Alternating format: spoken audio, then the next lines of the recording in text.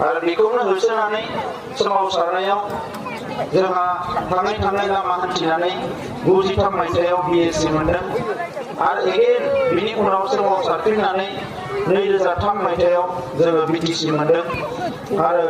बे BSc आरो BTC जिखौ जोङो मोनदों बियो बड'फाया होलांनाय आलादा रायजो सोरजिनायनि जि मोनसे बिथांखि बेखौ होसोनायावनो मोननाय मोननै जोंनि एरेन्जमेन्ट एबा मोननै जोंनि मोनसे दाथाय दा दिनै जों हारि हिसाबै मा लुबैदों मोनसे आलादा रायजो आसाम सरकारनि माखासे खैसारि थगायनाय सोबख'नाय नासयनाय बिनिफ्राय उदां जानानै जोंनि साफ्रोमबो बर' फिसाया गावनि खाफालखौ गावनो दानानै लानो हानाय बेबायदि मोनसे थासारिखौ जोङो मोननांगौ दा बिनि थाखायनो जों सोमावसारो बे गोलाव सोमावसारनायाव जोङो हिसाब खालामनानै नायबाय जोंनि मुंख्लंफ्रा जुदियोबा जों एबसुनि मुंख्लंखौ 1135 लिरो गुबुन आफादफ्राबो बायदिसिना लिरो जोंनि मुंख्लंआ 5000निफ्राय खम जायाखै 5000निफ्राय बांसिन सुबुङा जिउ गारनो गोनां जाबाय बड'लेण्डखौ सोरजिनायनि मुङाव बेजों लोगोसे जेल जानांनायाबो 20,000नि बांसिन जाबाय प्राय 20,000 सुबुङा जेल जानो गोनां जाबाय गोबाङानो न' बां सावजानो बे सिङाव बारा जायाखै जानो हानाय खिन्थु ओरै जेराव जोंनि सुबुं अनजिमाया खम बे जायगाफ्राव गोबां न' बां सावजानानै धन सम्पति लुट खालामनानै जोंनि मानसिफ्रा लांजादों दा गोबां मानसियानो गुलि जानानै गावनि देहाया नोरजिया जानो गोनां जादों आइजोफ्राबो माखासे थासारिनिफ्राय खारग'वाखै दा बे गासैबो थासारिखौ ज' खालामनानै जोङो मा लुबैदों जे जोंनि हास्थायनाय बड'लेण्डआ सोरजिजानांगौ दा बड'लेण्ड सोरजिजानांगौबा लामाया मोनथाम हाबाफारि लानांगौ जोङो आरो बेखौ जोङो अलरेडि लागासिनो दङ गिबि लामाया जाबाय सोमावसारनाय बर'फ्रा सोमावसारदों जोंनि जेंनाया सुस्रांजानांगोन जोंनि मोन्थायखौ मोननांगौ दा सोमावसारनाया जोंहा मोननै जादों पेरेलेलि मोनसेया जाबाय गणतान्त्रिक सोमावसारनाय राजा लामायाव रेल लामायाव दिल्लीयाव दिसपुराव डिसि अफिसाव धरना होनाय हांगार स्ट्राइक बेफोरो सोलिगासिनो दङ गुबुन मोनसेया जाबाय जोंनि माखासे जोहोलावफ्रा हाथियार दैनानै सोमावसारनाय बेबो सोलिगासिनो दङमोन नाथाय बियो दिनै जोंनि गोख्रों हान्जाफ्रा गभर्नमेन्टजों सावरायनायाव बाहागो लाबाय दा बे हिसाबै सिजफायार बिथांमोना खालामबाय आरो बेयो जोंनि थाखाय मोनसे पजिटिभ एबा दाजाबथायारि मोनसे थासारि जोंनि थाखाय जाफैबाय दा दिनै बेनिखायनो जोंनि सोमावसारनाया जोबोद अर्थपूर्ण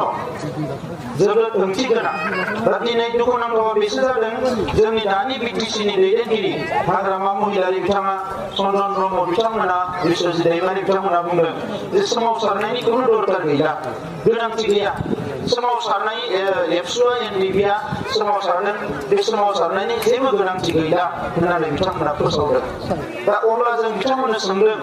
सोमावसारनायनि गोनांथि गैयाब्ला माबायदि बिथांमोना बर' जेंनाखौ सुस्रांनो नागिरो जोंनो फोरमाय नाथाय बिथांमोना बेखौ फोरमायनो रोङा फोरमायनो नागिरा बिनिखायनो बा फोरमायनो रोङा बिनिखायनो जे सोमावसारनायनि अनगायै जोंनि मोन्थायखौ मोनफुंनायनि गुबुन लामा गैया दा बिनिखायनो बड'फायाबो सोमावसारदोंमोन BLTआबो सोमावसारदोंमोन NDBआबो सोमावसारदोंमोन PTCआबो सोमावसारदोंमोन आरो बर' थुनलाइ आफादाबो राव थुनलाइ जौगानायनि थाखाय जोंनि हांखोनि थाखाय बर' थुनलाइ आफादाबो सोमावसारदोंमोन दा सोमावसारनायनि अनगायै जेबो लामा गैया नाथाय दिनै बिथांमोना लाजिनाय मोनदों गावसोरो सरकाराव थानानै गावसोरनो मन्त्रि जानानै गावसोरनो MLA जानानै गावसोरनो BTCआव गासैबो गोहोखौ लानानै बर' फिसाफोरा जे राजा लामायाव थांनानै होखारहैदों सान्दुं अखायाव बेखौ बिसोरो लाजिदों आरो लाजिनानै बिथांमोना मा बुंदों सोमावसारनानै जेबो लाब गैया सोमावसारनानै रायजो मोननाय नङा मुलुगाव सोरबा उन्दुना थाना रायजो मोनदों नामा उन्दुना थाबाथ' रायजो मोननाय नङा ओंखामा मोनगोन नामा उन्दुना थायोबा माइरंखौ सुनानै कुकाराव दोनबाय जोङो गेसाव उन्दुना थाबाय आरामनो कुकारा मोनगोन नामा कुकार ओरैनो मोननाय नङा नों खामानिखौ मावनांगोन दा बेनिखायनो खुनु मोनसे खामानियानो उन्दुना थानायजों जाया हाबा मावनांगोन दिनै बिथांमोना सोमावसारनानै लाब गैया सोमावसारनाया नाटक होनना बुंदोंबा बे सिगांनि जोंनि मुंख्लंफोरखौ जोंनि दैदेनगिरिफोरखौ अपमान खालामनाय जादों दा बिथांमोना सिगांनि बड'फाया दिनै बिथांमोना जेरै बुंदों जे बड'लेण्डखौ बेबायदि बिनानै मोना अब्ला बड'फायाबोथ' सोमावसारदोंमोन बिथांमोनाबोथ' सोमावसारदोंमोन दिनै जाय MLA EM जादों बिथांमोनाबोथ' सोमावसारदोंमोन सोरबा सोरबा अबयस्से गैयामोन बर' आन्दलनाव फैनानै डाइरेक्ट EM जाफैबाय MLA जाफैबाय दा बिथांमोना हयथ' बुजिनाय नङा दा नंखायनो रायजोफोर आलादा रायजो मोननायनि एक नाम्बार लामाया जाबाय सोमावसारनाय आरो जोङो सोमावसारबाय थानांगोन नाथाय जों नायदों दायो सोमावसारनायनि मुङाव जाहाथे बर' हारिया खहा जानो नाङा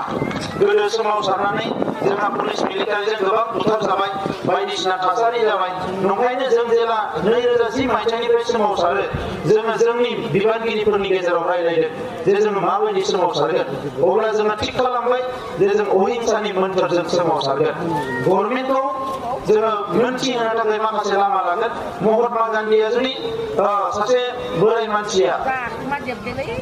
नन भायलेन्ट अहिंसा सोमावसारनानै ब्रिटिश बायदि एसेबां शक्तिशाली जातिखौ भारतनिफ्राय होखारहरनो हादोंबा गावनि हादोरनि सिङावनो मानो जोङो गावनि मोन्थायखौ अहिंसा खान्थिजों मोननो हाया जोंबो मोननो हागोन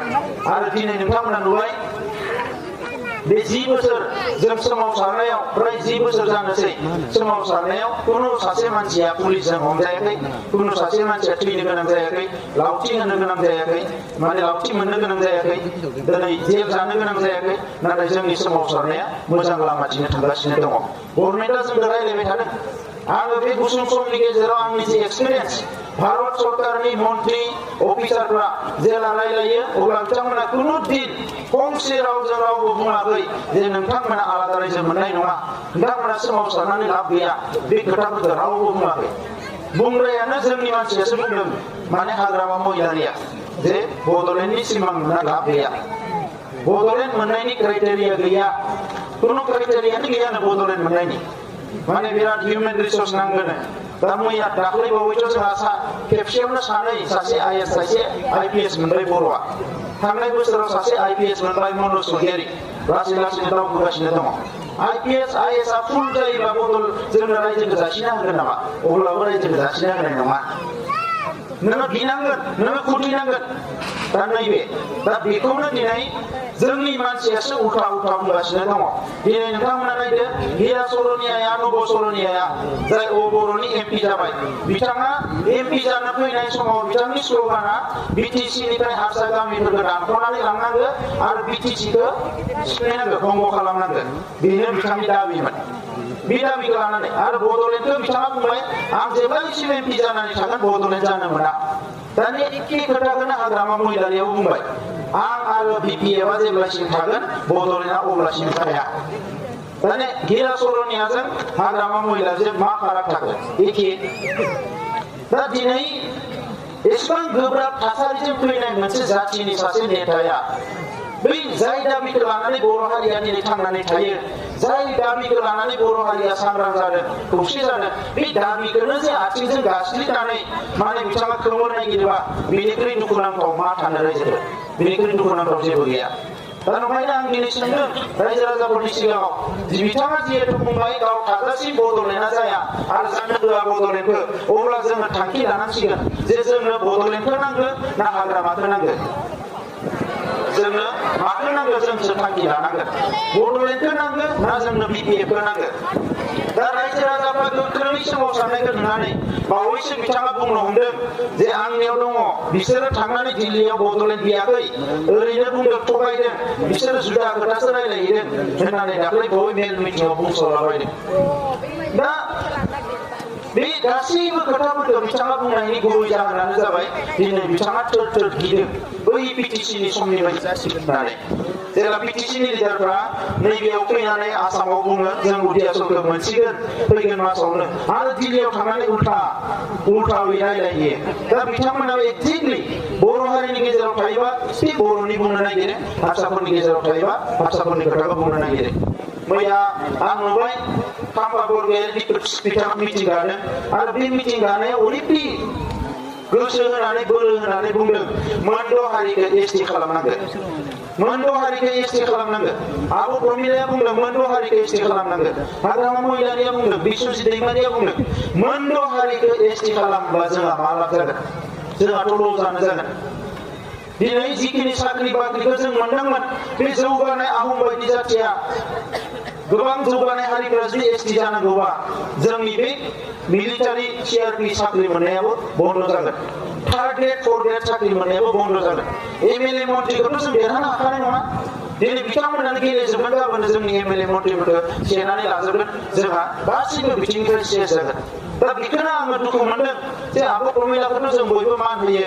मन्थ्रि जाबाय बिथाङा 6 बार एमएलए जाबाय गोबां खोथाखौ बुजिनांसिगौ दिनै गावहा गासैखौबो मोनजोबनानै सासे सोमावसारग्रा बर' आइजो होननानैनो अननानै बर'फ्रा 6 बार एमएलए बानायबाय रावखौबो बानायबाय आब' प्रमिलाखौ बानायबाय दिनै बेबायदि सासे मानसिया बोरै माने बै मोनद' हारिया एसटि जानांगौ होनना बुंनो हायो दिनै मैयाबो बुंफिनदों मिथिङाव बहाबा मसलपुराव थांनानै पेपाराव ओंखारदों दिनैबो जेराव बे एसटि जायोमोन गावनि फिसाफोरनि साख्रियानो गैया जासिगोन लामायानो गैया जासिगोन एडमिसन मोननाय नंला मोजां स्कुलफ्राव बिसोर मोनजोबसिगोन एडमिसनखौ बै खामानिफोरखौ बोरै बुंनो हायो राजनितिक सार्थआव बेयो जोबोद दुखुनांथाव जादों रायजोफोर दा नंखायनो दिनै जोङो सांग्रां जानांगोन रायजो मोननायनि नैथि लामाया सोमावसारनायनि उनाव नैथि लामाया जाबाय राजखान्थि जोङो राजखान्थि गेलेनांगोन बेखौ गोदो बड'फामोननि समावनो थांखि लाखानाय दिनैनि नङा बै समाव गोबां मानसि थैनानै जेब्ला बड'लेण्डआ जाया मा खालामनो अब्ला सानसुमा खुंगुर बसुमतारी बे दैदेनगिरिफोरा 1990 मायथाइयाव एमएलए इलेक्सनखौ बाहागो लादों एबसुनिफ्रायनो आरो बे एमएलएफ्रा देरहानानै आसामाव खामानि मावहैबाय बिनि उनाव एगेन एमपि देरहाहोबाय दिल्लीयाव खामानि मावहैबाय बिनि उनाव थांनानै बिएससि मोनदों बिटिसि मोनदों दा दिनैबो जोंनिया नैबे जेंनाखौ सुस्रांहोनांगौबा जोंनो दिल्लीयाव मानसि नांगौ एमपिआथ' दङ दानि 6 बोसोर जोंहा जिएसआ 6 बोसोर नङा प्राय 9 बोसोर